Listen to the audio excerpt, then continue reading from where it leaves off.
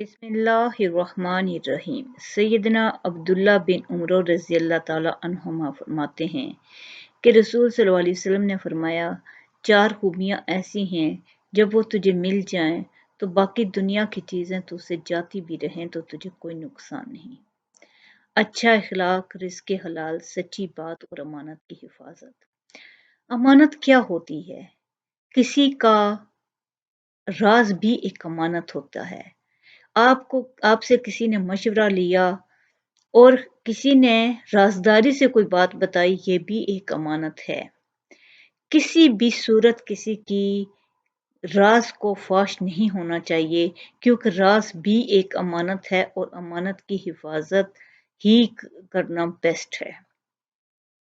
जिसमें अमानत नहीं होता उसमें ईमान भी नहीं होता।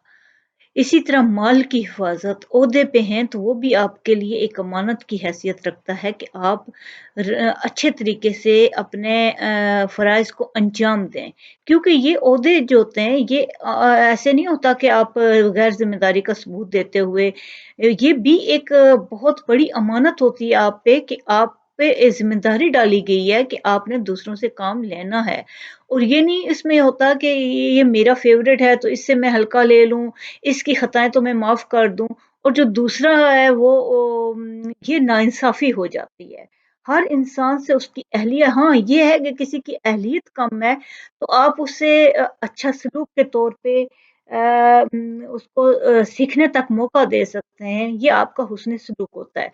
लेकिन ये बिल्कुल नहीं होता कि ये मेरा फ़ेवरेट है तो इस पे काम का बर्डन कम डाल दिया जाए।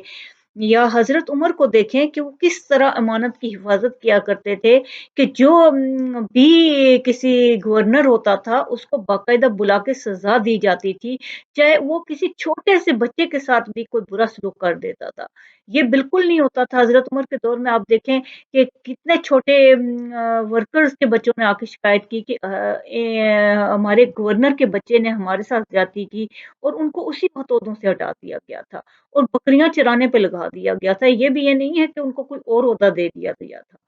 जहाँ भी गलती होती थी वहाँ उस वक़्त सरज़नश की जाती थी। एक अमानत होती है आपके पास कि आपने जो इंसान अपने ओहदे से ओहदा बरा नहीं हो रहा, अपने फ़राइज़ अंजाम नहीं दे रहा, उसको आपने हटा देना है। ये आपकी अमानत है।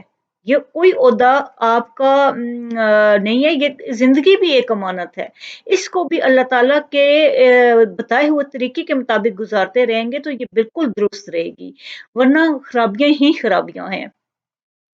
इसी तरह कोई भी आपके रिश्ते हैं के कुछ भी है, आपके पास जो भी मालो-दौलत है, ये भी अल्लाह ताला की तरफ से एक अमानत है, जो कि आपने उनको लौटाना है जिनका हक बनता है। देखिए हम क्या करते हैं कि हम बगैर इसराफ़ और तबज़ीज़, इंसान अल्लाह मियाँ क्यों मना कर रहे हैं इसराफ़ से? कि हम नाहक माल ना लुटाते रहें। माल को उतना ही खर्च करें जितना के हक बनता है। और जितना नहीं बनता उसको उतना नहीं खर्च करना चाहिए, इत्तेदाल के साथ। इस्लाम एक ही रास्ता दिखाता है इत्तेदाल का। अगर इंसान इत्तेदाल के रास्ते को अपना ले तो उसमें खराबी का कोई अंदेशा नहीं होता। हर चीज़ अल्लाह ताला की दी हुई एक अमानत है, उसको उसी तरह खर्च करें जिस तरह उसने हुक्म दिया है, तो आपकी ज़िंदगी द बेस्ट रहेगी। और जहाँ भी इससे कमी बेशी होगी वहीं ज़िंदगी में खराबियाँ ही खराबियाँ होंगी।